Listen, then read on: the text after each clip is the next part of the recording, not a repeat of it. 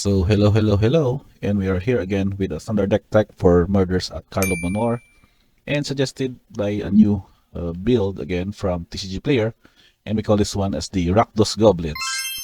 Now, if you've yet seen a similar build, let's say a few sets ago in the standard format, we know that there is a version of the Rakdos Anvil or the Rakdos Sacrifice deck, which I think would still be somewhat relevant as a tier 2 deck in the current format or the current metagame, I mean. So we know that this is still legal in standard, given it's also already first released in the Kamigawa Neon Dynasty in somewhat a few years back. But we're going to see how this build would attract the version of a Goblins deck. May mean that getting to have an advantage for the sacrifice effects that whenever one or more artifacts you control would leave the battlefield during their turn, and creating also this 1/1 colorless construct artifact creature token trigger. So with that setup, we're going to take a look at the deck. We have 8 artifacts, the non-creature artifacts basically. We have 25 creatures, in which all of them are basically goblins of the goblin type. We have 4 sorceries and 23 lands.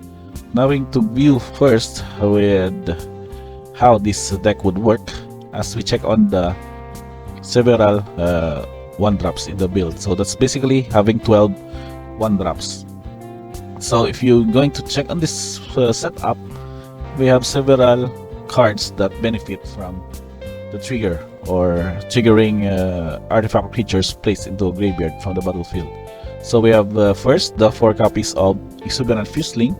So this is just a 1/1 that gets +1/+0 for each oil counter, that whenever it enters the battlefield and whenever another creature or artifact you control is put into a graveyard from the battlefield, you'll put a counter, oil counter on the Fuseling.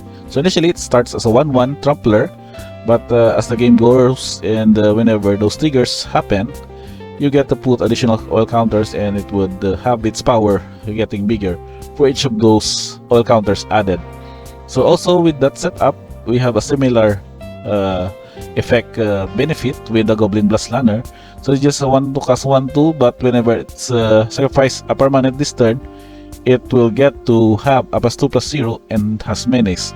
So any of the aggressive setup of this deck, having a 3/2 menace creature would be really that will give you a huge advantage in dealing some of the early damage in the first early turns. So that setup, given that you have, for example, multiple copies of this in the play or in the battlefield, you get to, of course, to have these 3/2 menace goblins attacking for some chunks of damage. That has also benefit for this. In that setup also, we have the 4 copies of Stalactite Stalker. So this is from the Lost Caverns of Ixalan, wherein it would have also a 1/1 menace on its own, that if you're going to the end step, if you descend this turn or you have any permanent cards placed into your graveyard from anywhere, you get to have a some counter added on the Stalker. So with that setup also, with also having a good attacker on your first turns, you can also provide an option to act as a spot removal. In this case, you can just pay 3 to sacrifice Stalactite Stalker. Target creature gets -X on the turn, where X is Stalactite Stalker's power. So with several 2-drops in the deck, for example, you have some anthem effects with Lone Build Horde Master, you can still have the benefit having the Stalker's power increased, and therefore also having to have an effective spot removal in the form of -X on a target creature. So in that setup, we have next our 2-drop, the new card from the murders at Karlov Manor, which is the Fugitive Codebreaker. So this is just a 2/2 cast 2/1 prowess haste. So in a way also, it could also attack at the turn it casts into play. And good thing option also in the mid game, you can disguise this one, wherein you can pay 5 mana color in red, but it is cost reduced by for each instant and sorcery card in your graveyard. But anyway, in the setup initially, this is not yet fulfilled, as we only have 4 sorceries in the deck. But the good thing is that if ever you're going to go with the mid game, you can have this ability to disguise it, and as it turns face up, you can discard your hand and draw 3 cards. So that's basically gas for your deck to refill your hand to be able for you to cast more of your threats. And that for the next batch of 2 drops are your playset copies of the round build Hormaster. So this Hormaster would also have your other goblins +1/+1, and whenever a Hormaster or another goblin you control dies, exile the top card library, and you can be able to cast it from that card if it's a goblin creature card until the end of your next turn. Hence, the setup would basically have you 25 creatures, all of them are goblins, and that bonus effect for you to cast it will be fulfilled as a higher percentage as possible. And that with the 3 drops, we have Breaches and Krenko. So Breaches here would act also that bonus of a pirate effect. It is a 3/3 first strike, but it also gets you to have a benefit for adding attacking with a pirate. But sadly, these are not only goblin creature types. There are not other pirate subtype on these creatures, but nevertheless, we still get to have this one as a 3/3 first strike that can have any of these chosen effects triggers when it attacks for each of a pirate you control. So with that setup, we have again the last of the 3 drops, or the 3 mana cost for the goblins, is a playset copy of Krenko, Baron of Tin Street. So this is now his latest version. It is a 3/3 for 3 with haste. Whenever it also can have to pay tap to sacrifice an artifact, put a some counter on this goblin you control, and then whenever an artifact is put into a graveyard from the battlefield, you may pay 1 red, and if you do, you will create a bonus red 1/1 goblin creature token with also gaining haste until end of turn. So in any setup of this, sacrificing artifact, given that you have several ways also to have unequal anvil, sacrificing this one, creating this colorless construct artifact creature token, would also mean that you can also trigger for the ability of Krenko, Baron of Tin Street. So other option also for Krenko to sacrifice is these 4 copies of Experimental Sizer, which is also one of the core card components of the Rakdos Anvil deck.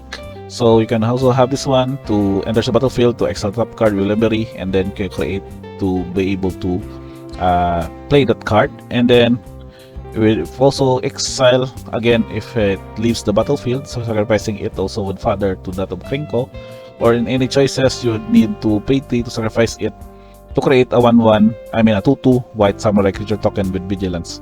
So that is also one of your options in the deck. But nevertheless, it is also important that you have Krenko to have an artifact available to boot this trigger to pump up your board. So you can basically curve out pretty well on this. But with the setup of the lands, we have 23 lands at our disposal. I think the curve here would be better with 22, but let's just check with the default build that they provided. So several mana fix, Backlit Cliffs, of course, Cavern of Souls, naming goblins to make sure that your goblins can be countered. Of course, basic lands, so Mountain, Swamp, Silver Springs would also considered here as a playset, and 4 copies of Blessed Vents as your man land for the black-red, and of course channel lands at our use disposal, 1 of each copy of Sukensan and Takinuma. And last but not the least is your sorcery, in which Gleeful Demotion can also be used to target your synthesizer or your artifact produced by this one, by the Unequal Anvil, wherein those artifacts can be used to create this effect of creating 3 1/1 red Phyrexian Goblin creature tokens. So basically, you can also have this on a curve, a good creatures source with a 3+1 or 3-in-1, and then use Hordemaster to pump them for the anthem effect, or maybe also access Krenko to have that setup. And last but not least, for the deck stats, we have 1.62 average.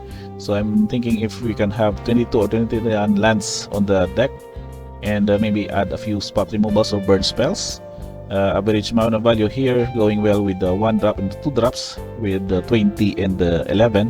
Color distribution is just basically more of the red with 33 and black with 8, and producers are evenly with 20 and 19 for black and red respectively. And tokens, we have basically 6 tokens at our disposal to be used in this build. We have Construct token, Goblin Creature token, Phyrexian Goblin token. We have also a Samurai token, a Spirit token, and a Treasure token for the last token to be used in this deck. So I guess that's pretty much it for this build. We have a Rakdos Goblins Tribal, but we're also going with the effect of an Unequal Anvil kind of trigger to create this uh, artifact tokens to be used as fodder for the default demolition. So if you're really trying to want to test this deck, maybe we can have this in a few days, as the murders at Karlov Manor would be legal to play in arena. Maybe you can spare a few of your wild cards to build this, and let me know in the comments if you're planning or if you have a similar list to be able for us to compare this one for your deck build also. So I guess that's pretty much it for this video. Thank you again for checking on this one. Don't forget to like, subscribe, notifications bell on for future updates and deck text for MKM standard and even for the older formats. Again guys, thank you for watching and see you on the next one.